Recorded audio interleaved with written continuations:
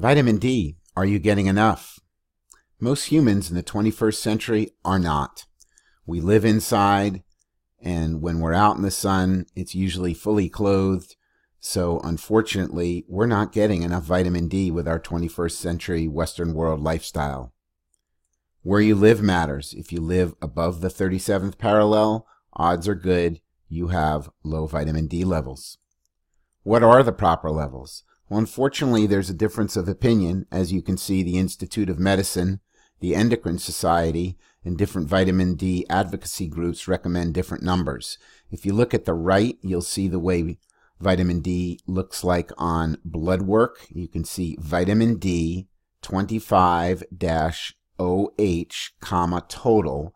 That's the way it will look on most standard blood work. And you can see this person had 57 nanograms per milliliter, which is an excellent level. The video link goes into great detail as to why these recommendations are the way they are, and it's really up to you to listen, get educated, and make some choices. How is vitamin D made? Well, mostly by sun exposure. The sun rays hit the skin. The precursor of vitamin D in the skin, called 7-dehydrocholesterol, then becomes cholecalciferol, which is vitamin D3. You can also get a little bit of vitamin D from food. We'll go into that. It's processed by the liver, goes through another reaction to form 25-hydroxy vitamin D3, and then processed by the kidney. So how much skin are you exposing? Well, that matters.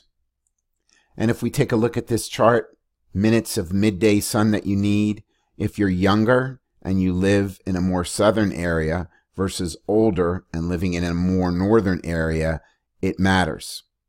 What also matters is the time of day, the best exposure, 10 a.m.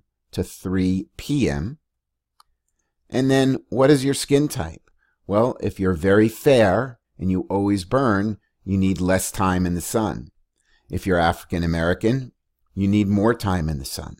It's called minimum erythemal dose, or the minimum amount of time you need to get a little bit red. That's how much time you need in the sun for your body to start to produce vitamin D. Can you really get vitamin D in food? Well, if you look at this chart, odds are good. If you're not getting sun exposure, your vitamin D levels are low if you're depending on just food. Vitamin D in health, well, as you can see, many diseases, multiple sclerosis, cancer, diabetes, tuberculosis, many diseases can be helped by increasing your vitamin D levels and getting them into the normal range. Take a look at the research.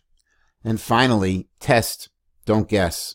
You must test your blood levels. Ask your primary care doctor to test your blood levels at least once a year for vitamin D. Here are some great resources. They'll be in the links below. Get some sun.